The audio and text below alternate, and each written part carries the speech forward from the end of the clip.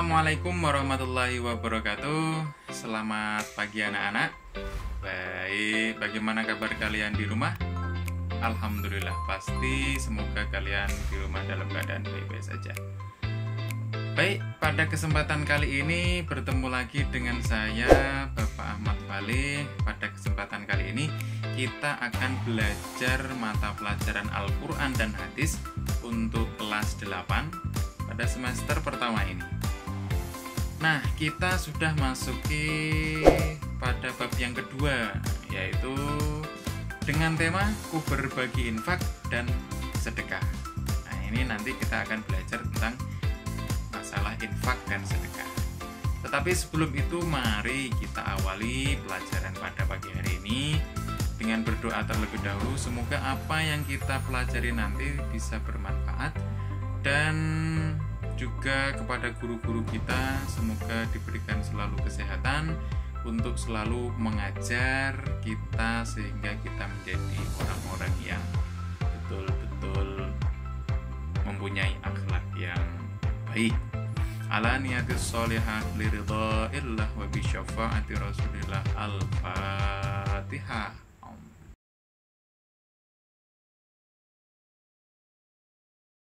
Baik, sebelum kita masuk pada pembelajaran, sebelumnya Pak Faleh ingin menyampaikan tentang indikator pencapaian kompetensi yang harus kalian dapatkan setelah mengikuti mata pelajaran ini. Yang pertama yaitu siswa dapat menjelaskan pengertian infak. Yang kedua, siswa dapat menerjemahkan Quran Surat Al-Fajr ayat 15 sampai dengan 18 dan juga Al-Baqarah ayat 254 dan juga 261 tentang infak di jalan Allah. Dan juga diharapkan siswa dapat menganalisis surat dan ayat tersebut dan menyimpulkan keterkaitan antar surat yang telah Pak Faleh sebutkan tadi.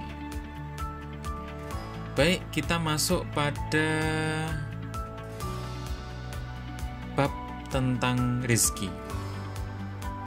Ketika kalian mendengar kata rizki, apa yang kalian pikirkan? Apakah uang? Ya, bisa jadi itu salah satunya. Tetapi tidak hanya itu, bahkan senyum pun, bisa senyum itu merupakan sebuah rezeki. Bisa kumpul bermain dengan keluarga, teman, itu adalah rezeki. Nah, sebagai orang yang beriman, lalu bagaimana sikap kita terhadap rezeki tersebut? Bagaimana kita memperlakukan rezeki tersebut? Lalu apa keuntungan bagi orang-orang yang menginfakkan rezeki yang telah ia dapatkan? Nah, maka dari itu, setelah ini kita nanti akan mengetahui pertanyaan-pertanyaan tersebut, yaitu dalam isi kandungan Quran Surat Al-Fajr ayat 15 sampai dengan 18. Baik, pengertian infak. Infak berasal dari kata anfaqa yunfiqu yang artinya membelanjakan atau membiayai yang berhubungan dengan perintah-perintah Allah. Sedangkan menurut istilah, infak adalah mengeluarkan atau memberikan sebagian dari harta atau pendapatan untuk suatu kepentingan yang diperintahkan dalam ajaran Islam.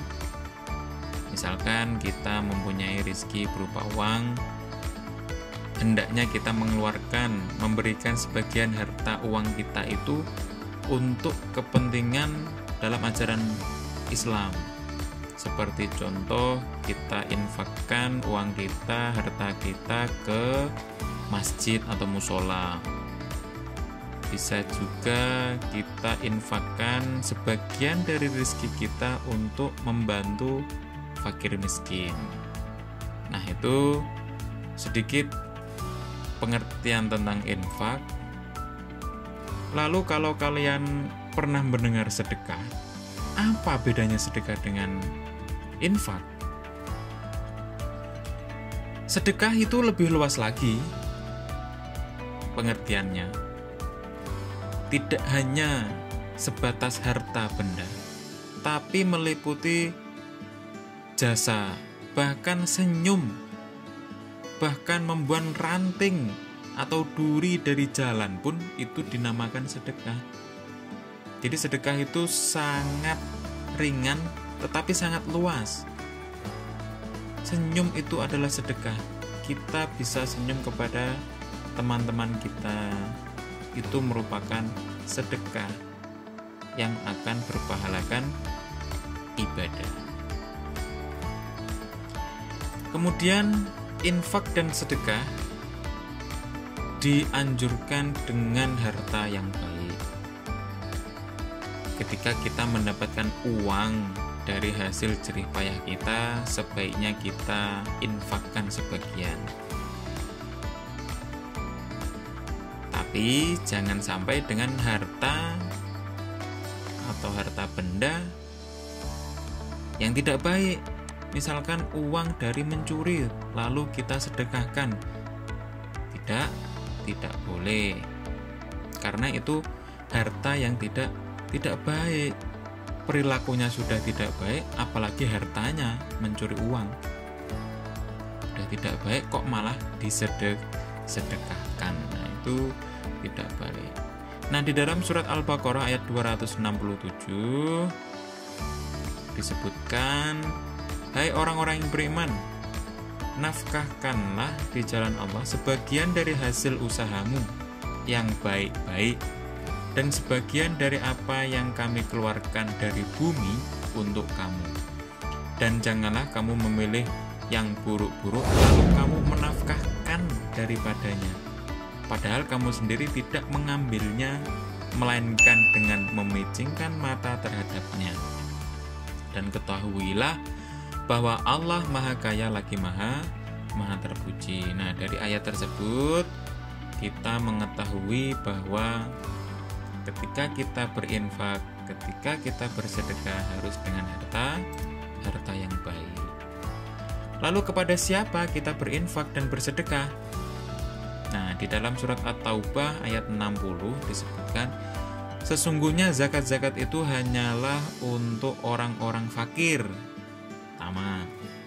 orang-orang miskin, pengurus-pengurus zakat, para mu'alaf yang dibujuk hatinya untuk memerdekakan budak, dan orang-orang yang berhutang untuk jalan Allah dan untuk mereka yang sedang dalam perjalanan atau musafir, sebagai suatu ketetapan yang diwajibkan Allah, dan Allah Maha mengetahui lagi Maha bijaksana. Boleh kita berinfak, bersedekah kepada musafir. Musafir itu ketika melakukan perjalanan pada zaman dahulu itu membawa bekal seadanya. Ketika melakukan perjalanan jauh dan kebetulan bekal yang dibawa itu habis, maka dia membutuhkan bantuan. Nah, kita yang mempunyai sebagian harta yang lebih, sehendaknya kita bersedekah kepada musafir atau yang lain dari golongan-golongan yang telah Pak Fale sebutkan. Nah, sebetulnya harta itu adalah ujian.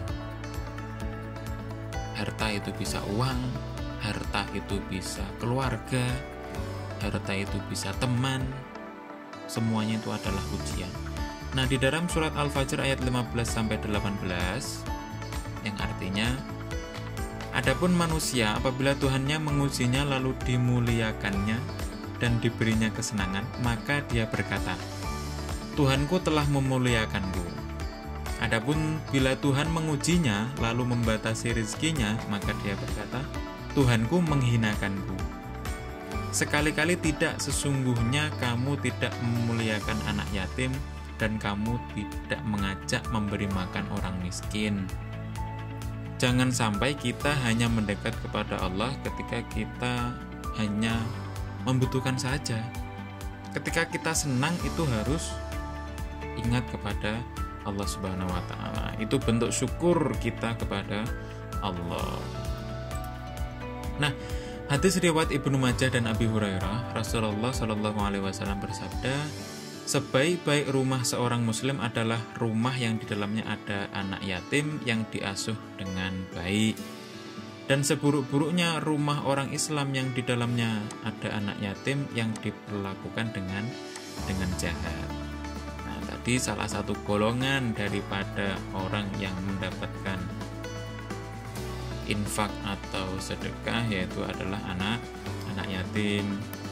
Maka kita harus berbuat baik kepada anak yatim tersebut, karena Rasul bersabda, sebaik-baiknya rumah seorang muslim adalah rumah yang di dalamnya ada anak yatim yang diasuh dengan baik. Nah, setelah itu anak-anak silahkan mencoba untuk menjawab pertanyaan Bapak dari apa yang telah kalian pahami, dari apa yang telah Bapak jelaskan. Yang pertama yaitu bagaimana seharusnya sikap orang beriman terhadap rezeki yang Allah anugerahkan, dan bagaimana seharusnya sikap orang-orang beriman ketika kekurangan harta. Silakan anak-anak ditulis untuk lebih memahami materi apa yang telah Bapak berikan pada kesempatan kali ini.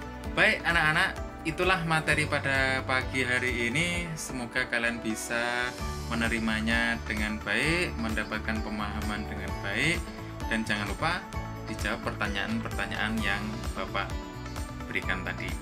Oke, sampai jumpa pada pertemuan selanjutnya. Kita akhiri.